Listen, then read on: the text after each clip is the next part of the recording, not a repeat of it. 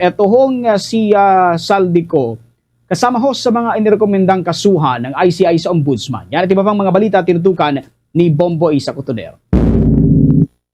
Oo, no, Bombo Victor, Bombo Jai, nag-aay ngayong araw ang Independent Commission for Infrastructure sa Office of the Ombudsman ng kanilang initial report at ng kanilang rekomendasyon na kasuhan ang ilang opisyal ng Department of Public Works and Highways Region 4B at ng SunWest Corporation hinggil sa natuklasang 289.5 million na halaga ng flood control project sa Oriental Mindoro. Ayon sa komisyon, ang dokumento ay tinurnover ni DPWH Secretary Vince Dizon matapos matuklasan sa kanilang inspeksyon ng mga sheet piles na inilagay ay mas maliit kumpara sa kanilang idineklara sa detailed engineering design.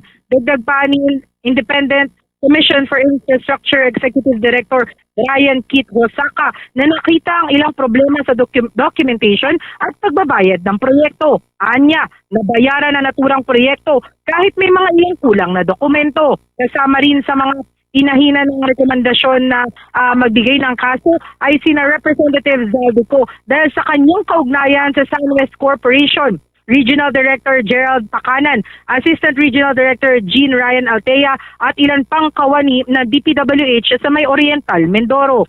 Ayon pa kay Hosaka, ito ang kauna-unahang na file ng komisyon sa Ombudsman at Anya. Pagpapakita ito ng commitment ng komisyon na may progress ang ginagawa nilang investigasyon. Kaugnay natin ang Independent Commission for Infrastructure Executive Director at Spokesperson Attorney Brian Kit Hosaka.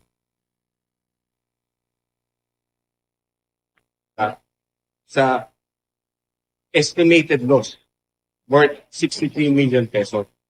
Pangalawa po, nakita po ng Insurance Commission base po sa mga dokumento na nakuha sa DPWH na kulang-kulang rin po ang mga dokumento para sa kanilang progress billing.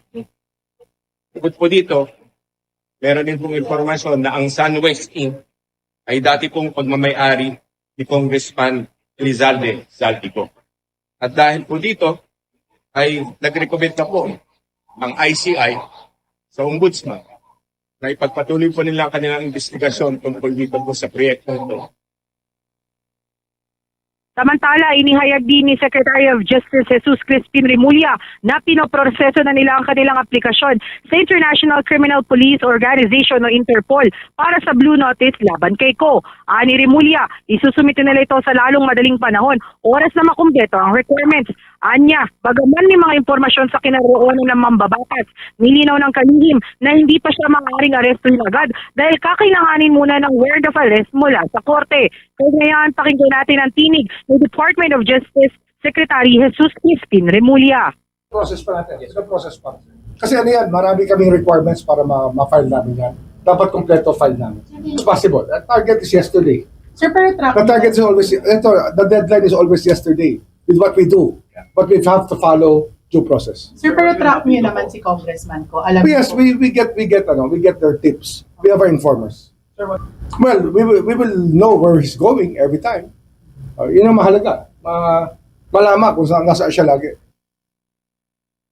Sa ngayon, no, Bombo Victor, Bombo Jai, nakalabas lang din kanina ni Bulacan Assistant District dating Bulacan District Engineer, Assistant District Engineer Bryce Hernandez at JT Mendoza dito sa mga Independent Commission for Infrastructure Building, no, umabot ng mahigit 3 oras ang ikatlong pagdinig nilang dalawa dito sa ICI. Bagaman walang hindi binahagi kung ano na pag-usapan, ayon naman kay Attorney Hosaka, ang spokesperson ng naturang komisyon, ay talagang kinailangan nilang pagbusisiin, no, ang mga ipinasang dokumento at ilang pagbabahagi ni Hernandez at ni Mendoza. Yan muna, latest update mula dito sa Independent Commission for Infrastructure sa Taguig City. Ito si Bombo Isa Cotoner and this is Bombo Radio Philippines, the #1 and most trusted source of news and information.